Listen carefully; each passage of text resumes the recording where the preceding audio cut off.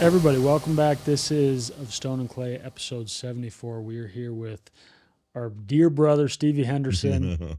Thanks for joining, man. Thank you for having me. I'm, I'm really grateful to meet you. It's usually I procure the guests, but my producer is a good friend of yours Yeah. and suggested you should come on. And so I'll tell you what, this show is going to be a little bit quicker than most, so I'm going to cut any sort of small talk. Cool. And we're just going to get into it. Sounds beautiful. So we were talking a little bit before you started, or before we started recording, and you were telling me about what your like current focus and passion is right now, and it's this Hawaiian term I've never heard of. What was it called? Oh, right now. Oh, just being a makua. Yeah, makua. You said. Yeah, just being a parent. A parent. Yeah, that generation between. Yeah.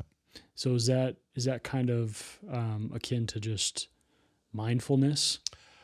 It's I think what I have been learning about it is it's a role. Every year, like I feel like we have time being a keiki, we're being children, and time being a makua when you graduate from being a child and you have your own children. Mm-hmm. And then you have time being kupuna, where you've got grandchildren and we're worrying about imbuing all of the knowledge that you have and the love that you have down to subsequent generations. And the makua role is like the middle role. It's the really hard one. It's it's that one that is like you're expected to do a lot. Where all the growth is. Yeah, so much growth in that time frame, because you're a bastion of knowledge. You're also working, and you're also like providing, and you're also taking care of children, and it's also your role to lead. You're like the next generational leader for things that are coming up. So it's a big mantle. Mm-hmm. It's a big mantle to have. So what has made you more focused on this principle lately? Because like you said, it's probably a stage that you're kind of in maybe the majority of your life. Oh, for sure. But you're maybe more focused on it right now. Yeah, I think so. Within the last 6 years of my life, I had 2 children and then lost 2 parents. Oh wow! How old are your kids? My kids are 6 and 4. So it was Noah, and he was born, and then I lost my mother to breast cancer at 59, and then my daughter was born, and then I lost my father to brain cancer at 59. Wow. And so it was like. So how close did they die between each other? Within 2 years. Wow. Yeah, within a couple of years. Yeah. Maybe not 2, actually, a little bit more. My mother died in, my mom died in 18 or 19, and my dad died in 21. So yeah, within like 2 or 3 years.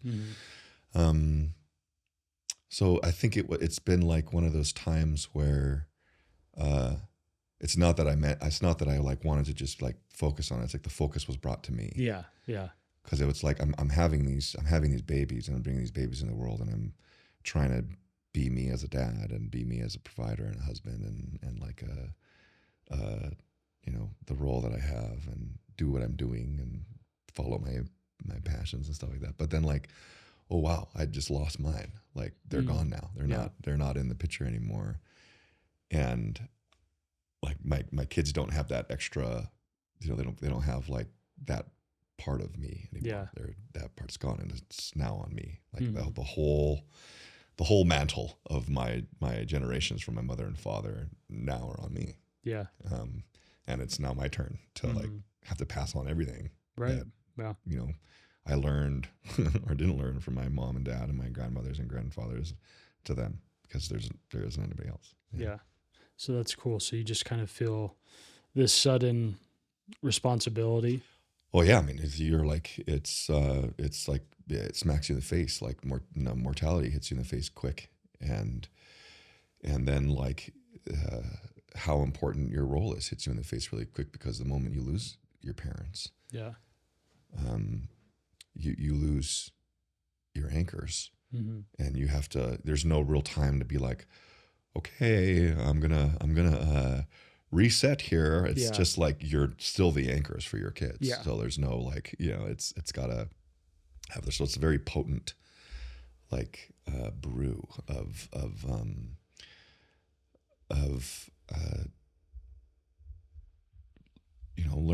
learning what it really means to be a mom and a dad, and what it really means to be in this place right now, and and having to wrestle with it all. You're wrestling with the deep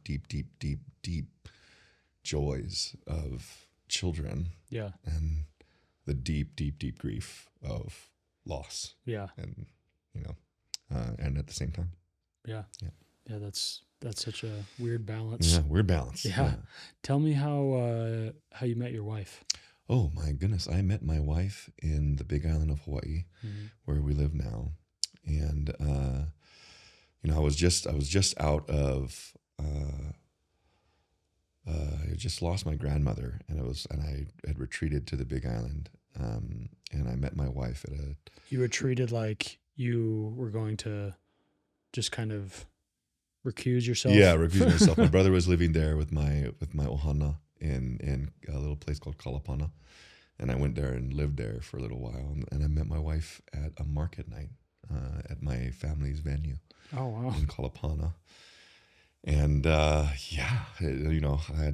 was where we met each other in a crazy swirl, because she was living there at the time, taking care of her mother's home. This was just before the lava flow that happened around 2018 that actually took her mother's home. So crazy set of circumstances around that, but that's where we met. We met there, and we had a little bit of a longer romance. We didn't really like click as an item in a couple until a little bit later. Yeah. Was that just personality differences? No, not at all. It was purely because I'm an idiot. That's pretty much what it is. So you had to overcome your idiocy. Yes, of course. I was trying hardcore at that point in time, because I was around 26 or 27 to rock star. Okay. And really get myself into the music industry. Out of college. And so just your focus was. Yeah, my focus was there, and I was like, that's me. I'm doing me, whatever. And I hate that saying. Being doing an me. idiot. Yeah, I was being dumb. I shouldn't swear on this podcast. I was being an idiot. It was nice to wise up and get to a point where I was like, wow, this love thing is amazing. When did it click for you that like there's something different about her? She called me on the phone after I had left the Big Island and went back to Los Angeles. And she said, "Hey, I just want to let you know that I'm in love with you." Wow. And how long had you been dating? We had been barely 4 months, maybe. Yeah. We were a couple months in. And she was the only person in my life at that time who was a friend and a romantic interest who I could tell anything to.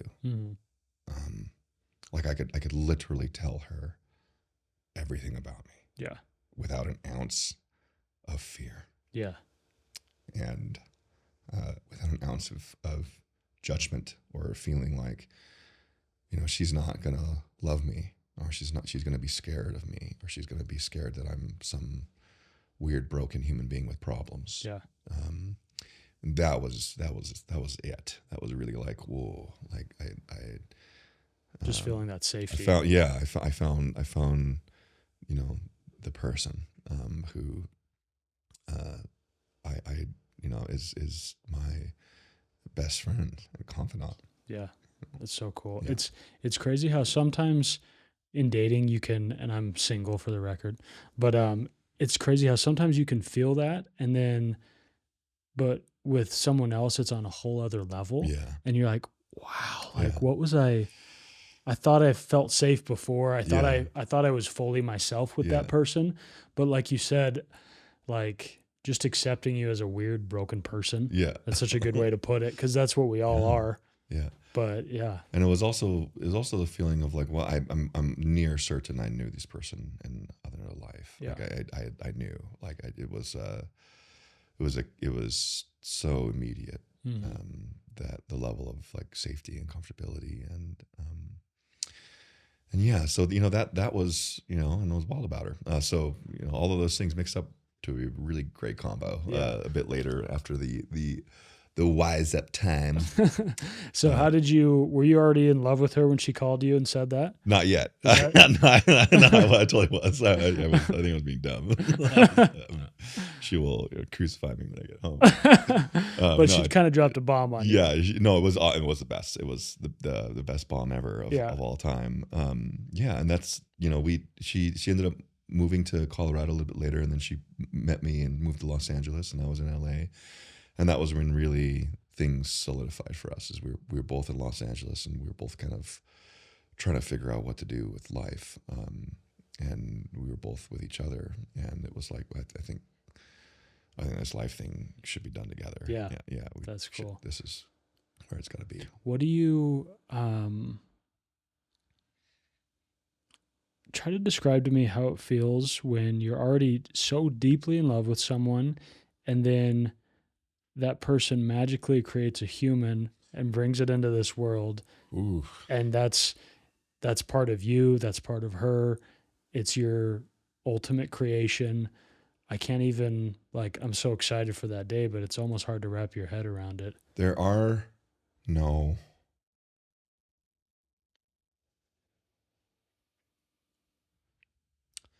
there are no words to describe that feeling. Um,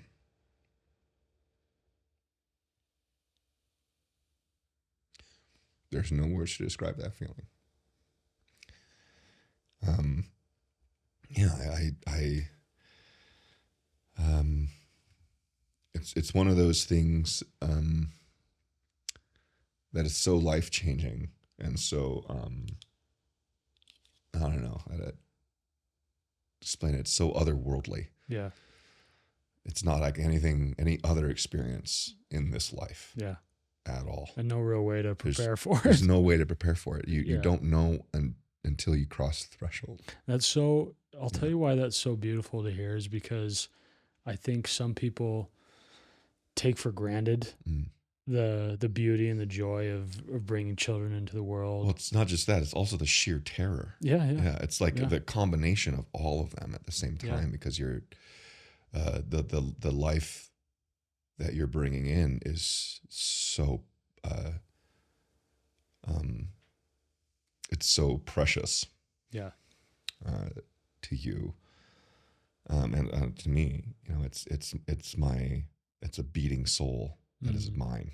Yeah. And it's like the combination of all of it at the same time. And we had like two very distinct experiences. Noah was our first, our son was our first, and that was the first experience into fatherhood, and it was like all of a sudden, all of the things that my father had done and was doing, and and all of these memories of me as a child of him doing what he was doing and trying to work and provide, like they just clicked. They were like, "Oh my God, now I get it. Like I know why you were doing that. Like I get why you were like paranoid about providing money, and we were working so damn hard." Right. And I get it. Yeah. I get why you wanted to put a house over our heads. Yeah. I get it. Yeah. I get why you wanted to move out of an apartment. Get to a point where you're like you had this space for yourselves and your ohana and your family. It is. I can't.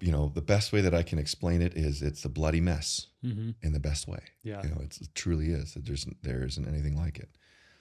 And then we had our daughter, and I caught my daughter. Like I didn't. Yeah, She flew out. She flew out. She didn't wait. She was like, I don't care if there's doctors here. Like I just on my way. Yeah. And she came so swiftly and so beautifully that she was just eager to get out into the world. Yeah. But yeah, those very like sacred birthing experiences. I don't know if there's a level of I think probably the best way to say it is that it's a level of, it's so sacred. Yeah. Yeah. There isn't a, we all have really great, awesome, insane birthing stories, but the feeling you're having when it's happening is unlike any other. And Yeah.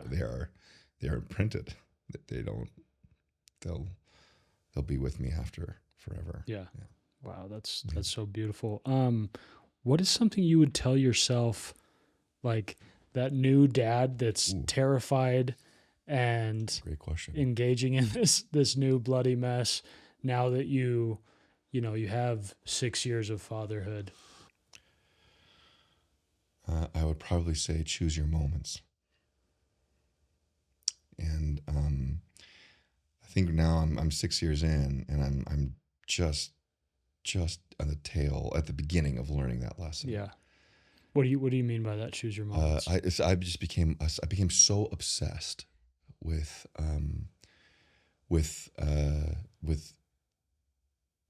garnering economic safety and prosperity and success, that it was like a mad dash.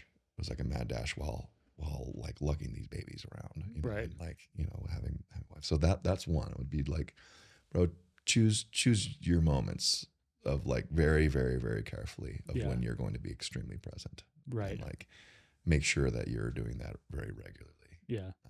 And I would also probably say to him that, or to me, I guess this is to you back in the day.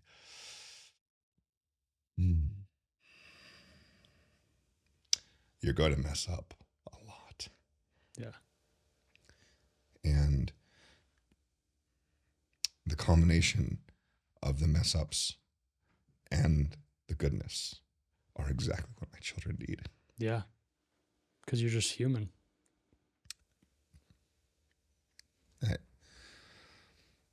I look at that because I see how that was with my parents. I understand them so much of the way that I am right now. Maybe some may call it trauma, we may call it trauma, or whatever it might be. But like, it's a little bit of both. It's actually the undercurrents are just as shaping in my identity and in my resilience. Yeah, yeah. And in my ability to take on the world, and how it is that I've shaped my mindset and my life, as all of the beautiful and incredible and amazing things were that my parents gave me. Yeah. So I would be so much more merciful and courageous in being my whole self. Yeah. Maybe give yourself a little more grace. A lot more. Yeah. A lot more grace. That's a big one. And I would probably say to you, buckle up, buddy. Once it started, it didn't end. Yeah. It just like, yeah. There's no end. Yeah, there's no days off. There's no days off. Yeah. That's cool, man. Big ones. Tell me a little bit about your journey of becoming a musician. Oh God. I started really young. When I was a child, and I was born here in Utah. I was born in Salt Lake City.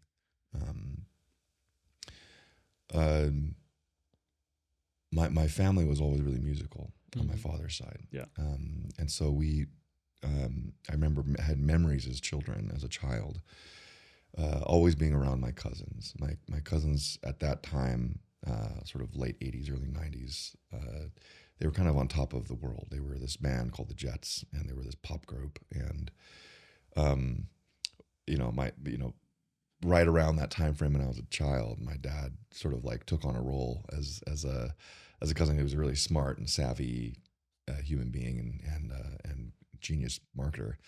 And he's like, hey, I want to come help in Kokua and like help manage and stuff. So we took off together as a family unit, all of us, of their, their Ohana and our Ohana, and we all moved to Los Angeles. And like, that we started very young, and at a very young age, just being around and doing music and, singing and writing and playing and going to their shows and being around them and being around what that was and what it felt like. And then we hightailed it out of there as a child. My mom was like, "We're done. Yeah, I don't want to live in the States anymore. I'm going home. We're Yeah, yeah. going home."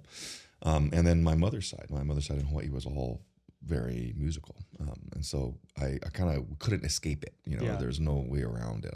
I was always in music. And I learned a lot in Hawaii. Growing up, I had a chance to learn, guitar. And one of my best friends, his name is Johnny Christopherson. His father is a legendary country singer named Chris Christopherson. And I had memories just sort of learning and seeing how he operated and Yeah. how he wrote and how he spent time with his family and how their unit worked and what they did, and dreaming that, like, wow, one day I'm gonna write music and sing songs. When did you start writing? I was like 12 or 13. Okay, I was cool. 12 or 13 when I started writing. Yeah. And wrote all the way through high school, and then I was like, I was conflicted going into college because I got into Stanford, and I was just the only kid ever, I think, from my high school. I went to Hana School, which is this tiny little hodunk, beautiful, amazing village high school that only had me and like 30 of my cousins in my class. Right. And I got in, and then I ended up going to college in the Bay, and I was conflicted because I was like, oh, I want to be like, do pre-med like every other freaking freshman in Stanford and do like music on the side, and music ended up winning out. And so it was what I studied. It was what I was obsessed with. I just wanted every bit of it. I wanted to learn everything I possibly could about it. And, so I went really deep into it, and like just kind of everything from thence on. It was just continuous fuel to the flames and to the fire, because I always wanted to. I always wanted to write something that made me feel like the songs that I needed made me feel. Yeah. And there's kind of no substitute for that. There's these times when certain songs hit a human being's soul in a way that it's like that's the perfect message. Yeah. For that perfect time. Yeah. And it saves lives. Yeah. It helps, it heals, it brings things up.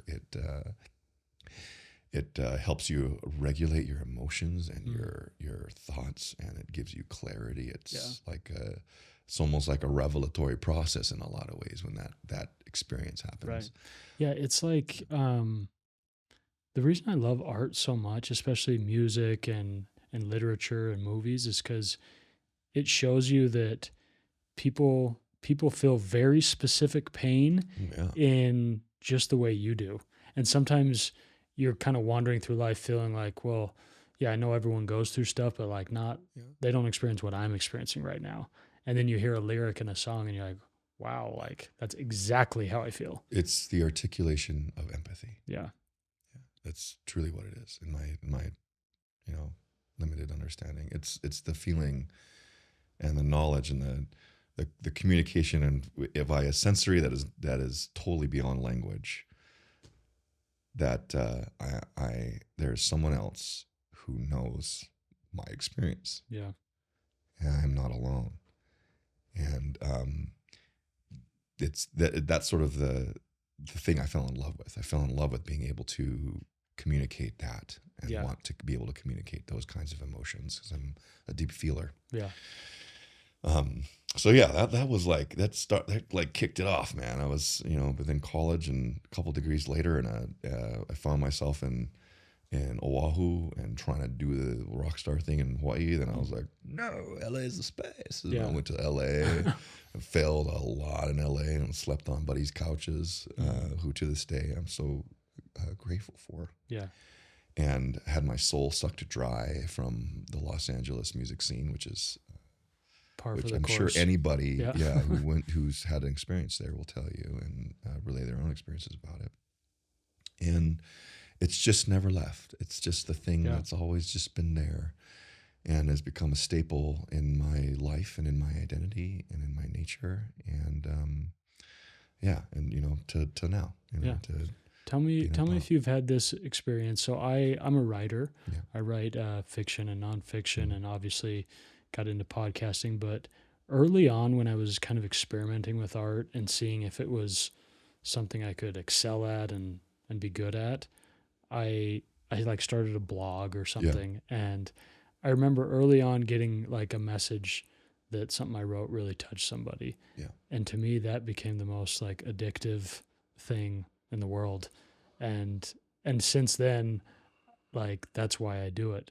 And every once in a while, you know, someone reaches out and you're like, when you're frustrated or you feel stymied with your art and you're like, that's why I'm doing it. Yeah. Yeah. It is why I'm doing it. Yeah. It's why anybody does it. I hold hope. Yeah. The very underlying core of it all is a desire to matter and to make an impact and to feel like the thing that you created and know the thing that you created mattered in a really, really important way to someone else. Yeah. Yeah. One of my favorite quotes, I think it's in the Talmud, but it says, if you save one life, you save the whole world. And I love thinking about that because sometimes you do wonder, you're like, is my art getting to anybody? Yeah, You know, yeah, is yeah. Have it, I got it out on social? because it's so connected with commerce, 100%. right? Yeah. And with your ability to monetize. But I think in those low moments, every once in a while, it's really beautiful. And if I can recognize that, if I can affect one person in a really positive, beautiful way, I'm done. That's my life's work. Who cares if I do anything else with it? Yeah. And there's it's tough. That's the consistent balance I think that we live in, because art is both expression and impression, but it's also a product, and Yeah. and it also needs distribution in order for it to impress and it to like have an effect on other human beings and other people. I still that's a consistent battle. Yeah, totally. Constant. Tell me about what faith means to you and that journey or that evolution for you. Wow, what a question.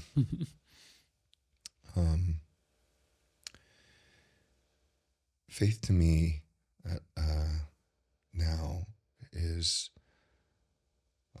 an undescribable connection to unconditional love. Mm,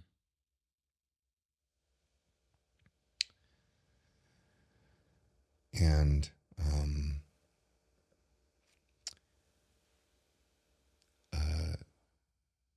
a sense of deep humility that I'm not only not alone, but that I play a very small but important role in the grand scheme of everything. yeah.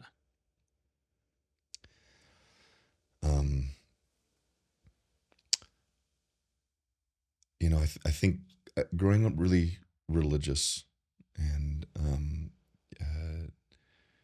growing up within the LDS faith, I think there is so much about faith in that context that Mm-hmm. that it takes a while to learn about which aspects are things that are maybe cultural versus things that are maybe they feel like they're these sort of internal truths, these eternal internal truths of some sort. And right now it's been such a tough, a crazy experience, because I think, and I probably guarantee for like the last 6 years I've been in a major faith crisis, to be honest. Yeah. I was shaken to the core,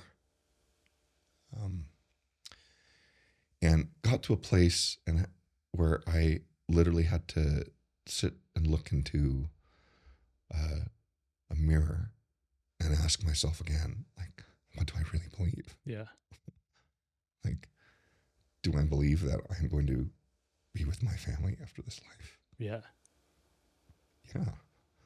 Do I believe that there are limits on that love? No. Do I believe that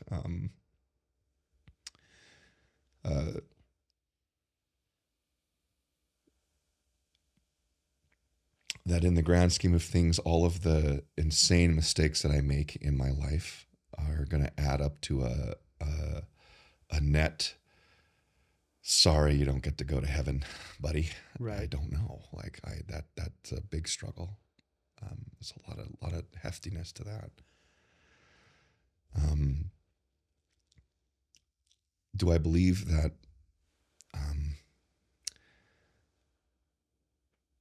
that Akua loves me? That there's a grand force and a creator? Absolutely. How did you get to the point where that felt like a certainty?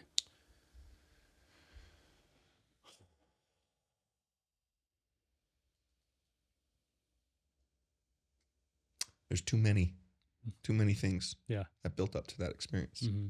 It just became undeniable. Yeah, it has this undeniable sense. Now, granted, I absolutely don't, as a human being, as a person, as a man, as a husband, as a brother, as a dad, as all the roles that I play now. Mm-hmm. I don't access that connection as often as I should. Yeah. Because the truth is the access to that connection is everything. The access to that connection is the extreme form of being present. Mm-hmm.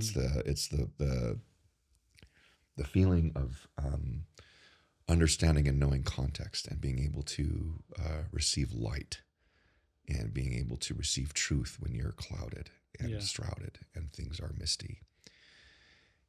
And it's also the ability to be able to look inward and to open, the really deep chasms of the heart and to say, okay, there's things here that gotta come out.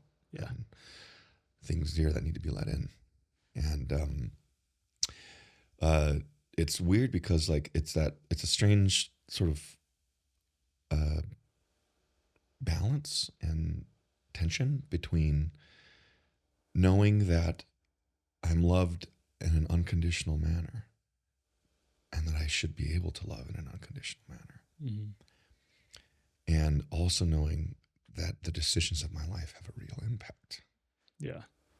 And that at some point, I will look upon all the decisions of my life as myself mm-hmm. and realize, well, that there probably were a lot of ways I could have spent my time better. Yeah.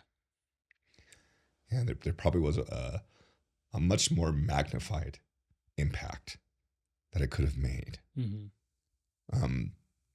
It's that struggle that I think. I think that's the real hell. It's the nuts. It's the hardest part of being a human being. Mm-hmm. And it's also the impetus, and it's the natural tension that you need to be able to change and to try to improve and to get better and to grow and to lean into it, lean into the light and to lean into what's in front of your face at that point in time. Yeah.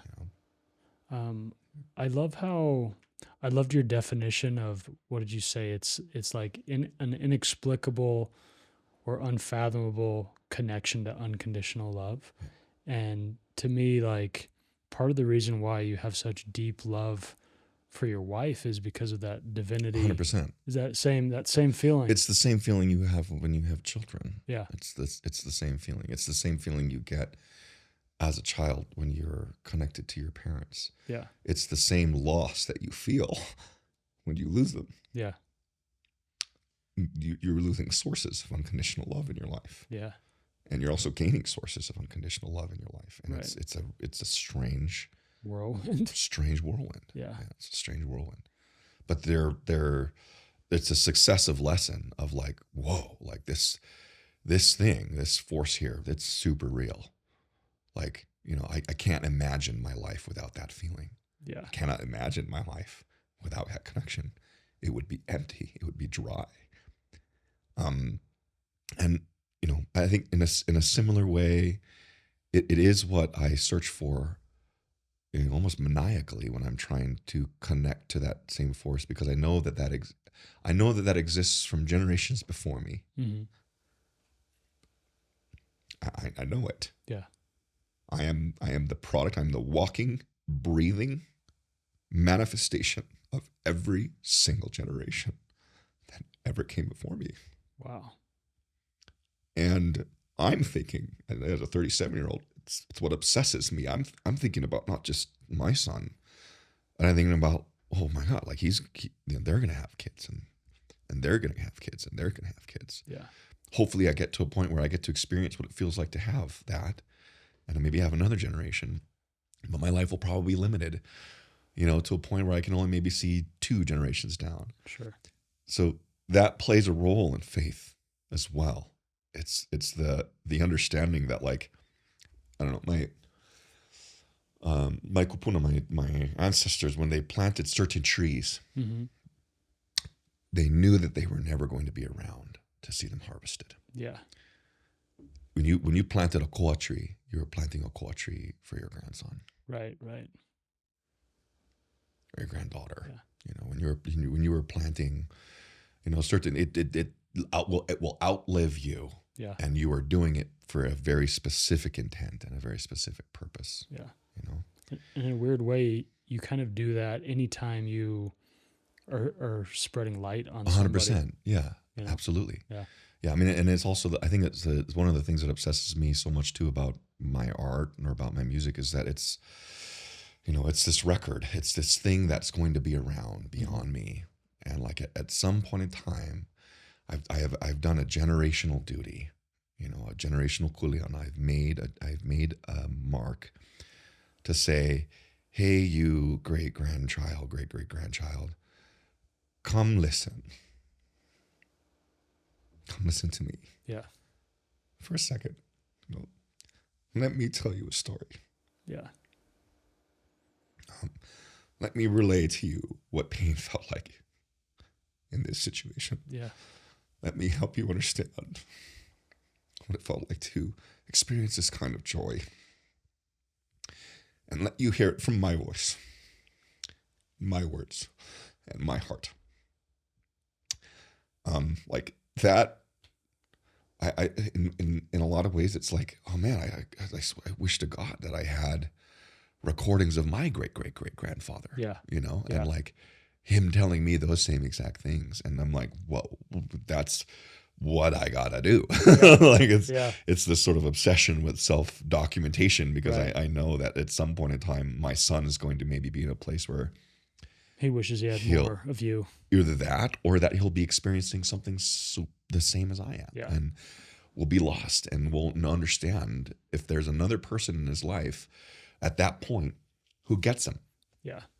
And, thank God I have a lot of imperfections, because at some point in time he's going to come face to face with his own and mine, very likely, ones that I passed down. And he'll be like, "Whoa, like, how did he handle that? Like, how did that impact him? Maybe I'll learn, maybe I'll take that as an opportunity for me to be able to tweak this little portion of what's going on, and maybe not pass that one down to the next generation. Yeah. And maybe find a way to issue a little bit more love and a little bit more light to myself there, and a little bit more love and a little bit more light to the people who are immediately around me." Yeah. Yeah. I'll tell you what, I've found in my own life that as I've grown up and learned more about my parents, I've loved discovering their weaknesses. Oh, that's the best. It's been really well, it's been really beautiful to see. Now here's an interesting juxtaposition. So I read East of Eden by John Steinbeck, and he has this quote in the beginning. He's talking about when he was a little boy and he found out something horrible his father did. And he said, when you get to that weird stage in life where you start to understand your parents aren't only infallible heroes, but they're humans. He described it as saying the gods have fallen and all is dead. Yeah.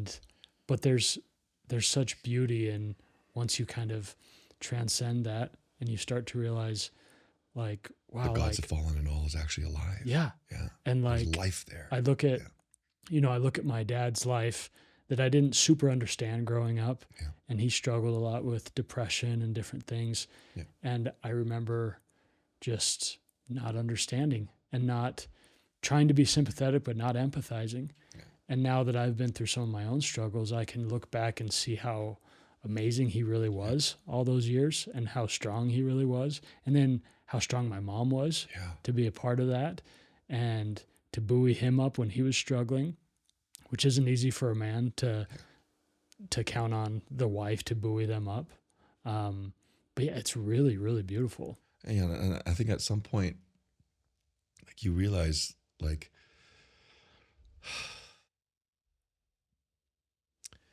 that all things at one day in time are all going to be understood. Mm-hmm. You know, at some point in my life now, maybe in the next, I'll have moments where I'll be able to meet my mother and her weaknesses. Yeah. And I'll see why she made the decision she made. And I will understand them with perfect empathy. Yeah. And there will be nothing but forgiveness and love, because that's all that could exist at that point. I hope at one point in time I can meet myself in those same places. Yeah. And that at some point in time, you know, my son would be able to meet me in those same places. Yeah. It's, you know, it's the you know, the deep, I think, you know, kind of back and hearkening back to this feeling of connection to unconditional love and connection to faith. It stems from this really deep desire to understand and to be understood. Mm-hmm.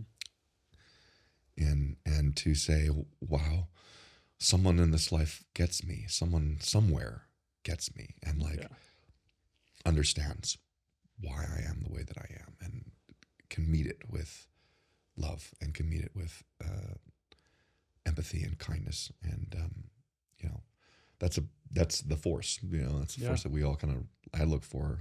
It's sort of the driver behind everything that I do, I think. And yeah. So let me ask you this. This is a question I would love to hear your response on. You seem like such a introspective and really, you're such a beautiful thinker. But I would love to know how to take that unconditional love that you have so effortlessly for your wife, for your children, for your friends, and somehow alchemize it to a state where it's effortlessly given to everyone you come in contact with and to yourself. Well, there's a word for it. I mean, I think culturally there's a word, it's Allah. Like that is what, I think at the deepest core of what I'm learning now in my, in Hawaii, it's called ikekupuna. It's like it's the generational knowledge. It's the knowledge. It's all of the, you know, I don't want to be weird about it. It's like the amalgamation of all of like the generational wisdom and knowledge that you're trying to go and engross yourself in. Yeah. By experiencing what they're experiencing, and by doing what they did, and by thinking how they thought, and by trying to speak how they spoke and listen how they listened. Like aloha is that, like, you know,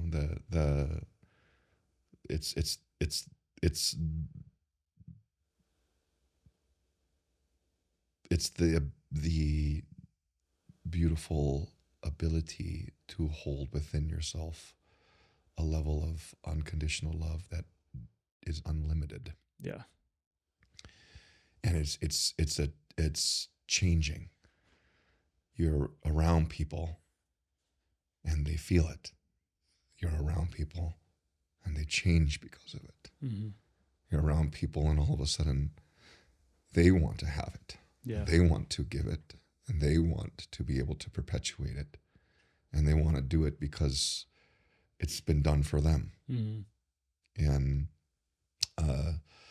you know, I think from an LDS perspective, we call it charity. You know, there's a bunch of words for this, you know, that we try to describe this force, and, you know, we try to describe it in the best way that we know how, but it's that, you know, it's kind of, they're all in this same realm of like, of unconditional understanding and love and empathy and forgiveness and just an insane amount of grace and light and Yeah, I don't know. I don't know how to do it other than to try to do it Yeah. for yourself. Right.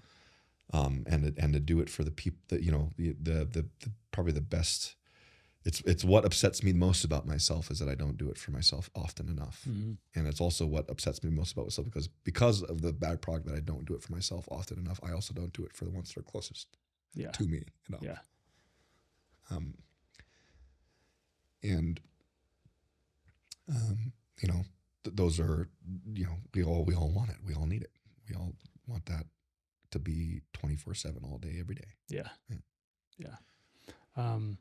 Just a couple more questions. Yeah. I wish we could talk all night. This has to be a little truncated. No, it's my problem. I'm the one that I know you have to head out. No, you're good. Okay.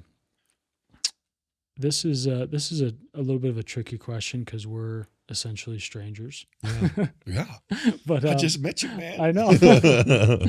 And I'm just digging into your soul. Yeah.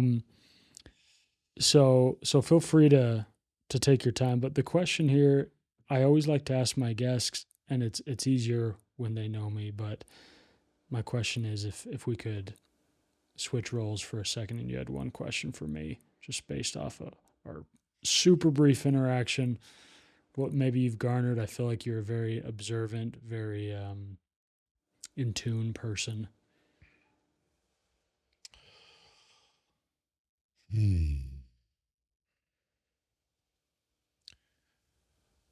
What do you now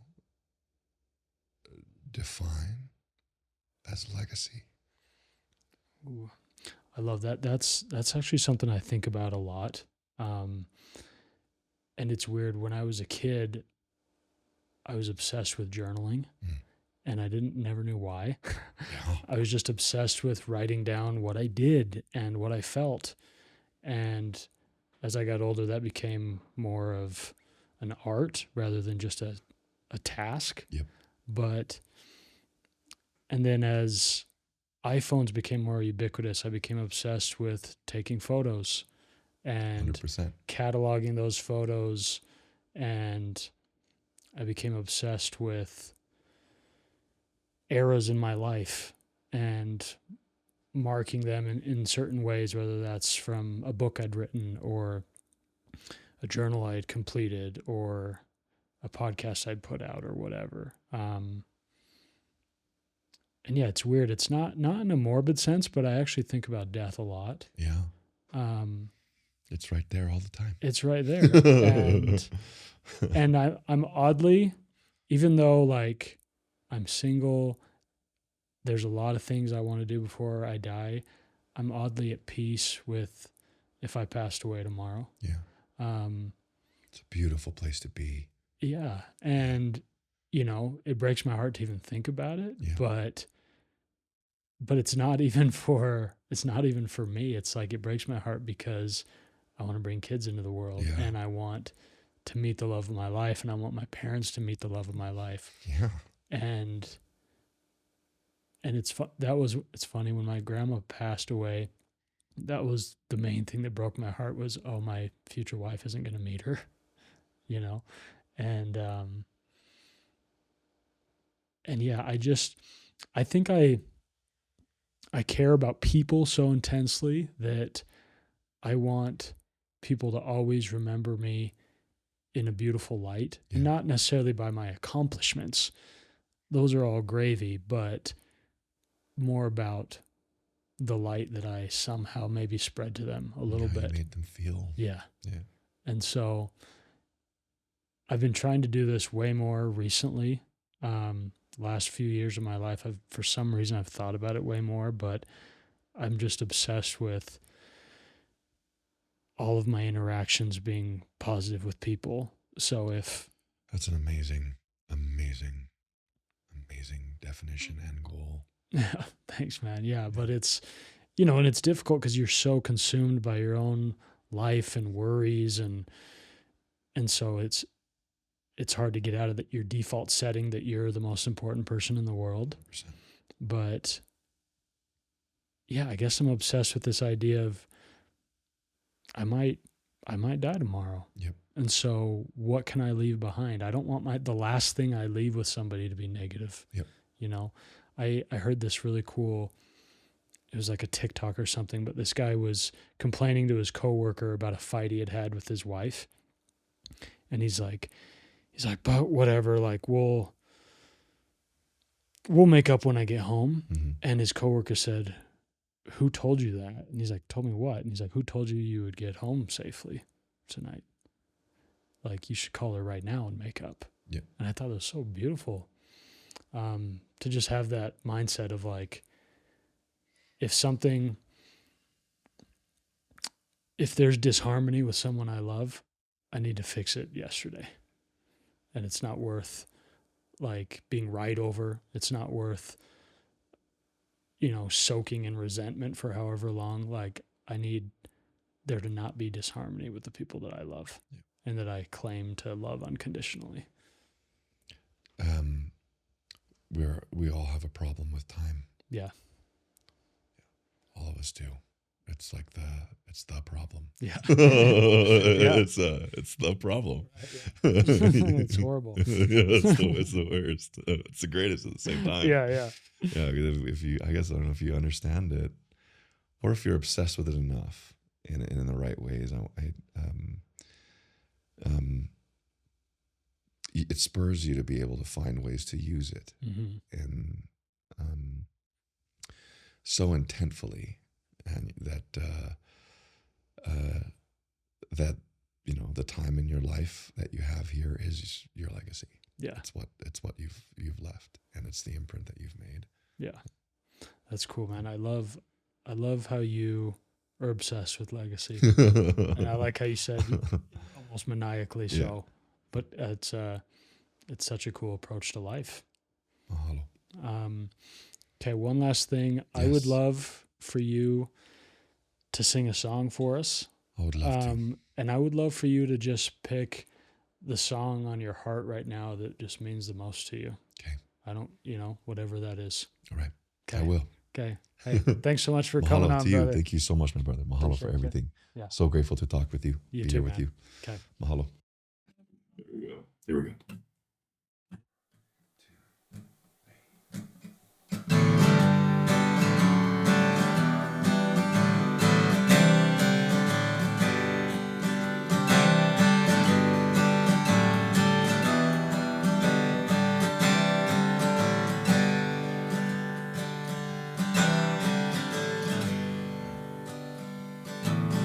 Hey child, how you doing tonight?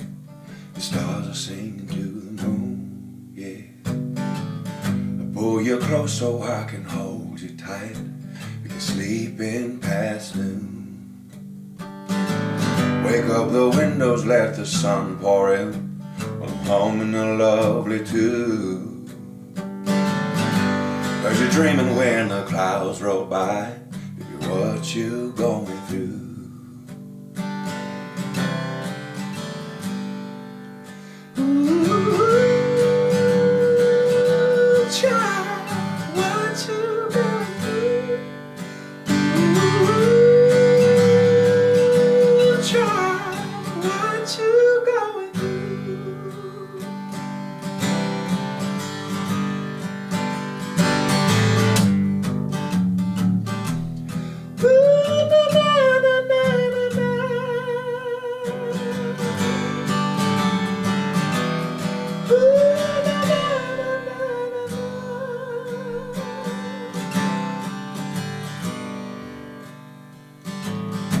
Daddy's working hard, your mama's tired.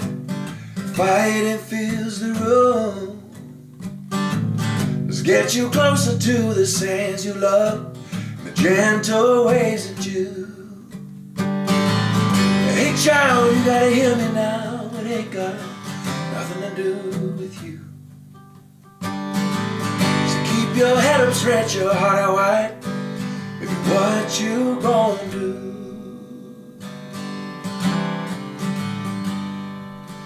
Ooh,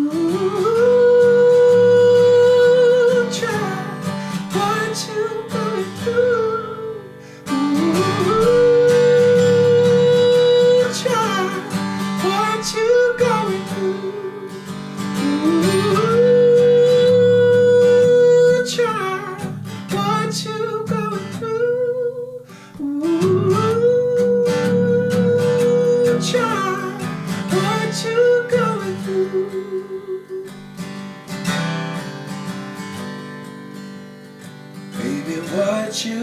going through